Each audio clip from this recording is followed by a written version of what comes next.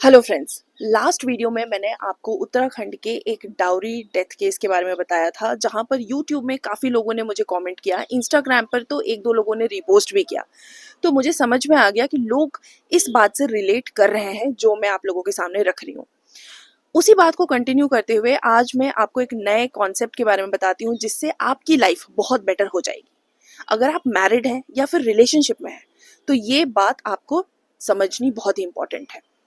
Domestic violence के बारे में तो सभी लोगों को काफ़ी कुछ पता है, क्योंकि वो ईजिली आइडेंटिफिएबल है। लेकिन क्या आपको एक अलग तरह का वायलेंस पता है जो दिखता ही नहीं है? जी हाँ, उसे कहते हैं इमोशनल वायलेंस। इमोशनल वायलेंस एक पर्सन का कॉन्फिडेंस, सेल्फ रिस्पेक्ट और साथ ही उसका मेंटल हेल्थ धीरे धीरे बिल्कुल ख़त्म कर देता है।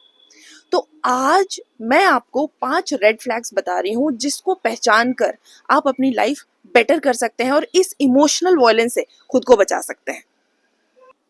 पहला रेड फ्लैग है कि बातों ही बातों में आपका मजाक बनाना, लोगों के सामने इंसल्ट करना।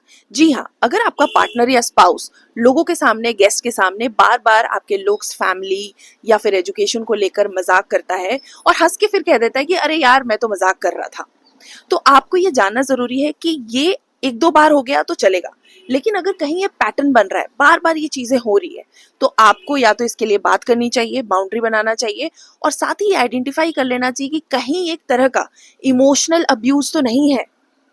दूसरा साइन होता है गैस लाइटिंग।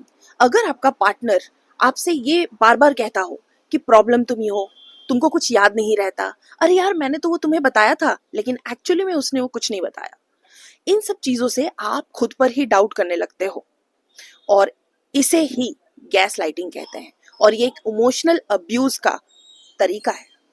तीसरा रेड फ्लैग है साइलेंट ट्रीटमेंट देना। अगर आपकी हाल में शादी हुई हो या आप रिलेशनशिप में आए हो और आपका पार्टनर इररिस्पेक्टिव ऑफ जेंडर, यानी लड़का भी हो सकता है, लड़कियां भी हो सकती हैं, अगर वो आपको जानबूझकर कई दिनों तक इग्नोर करता है, साइलेंट ट्रीटमेंट देता है, बात नहीं करता है ताकि आप उसकी बात मान लें, तो ये एक तरह का इमोशनल पनिशमेंट भी हो सकता है।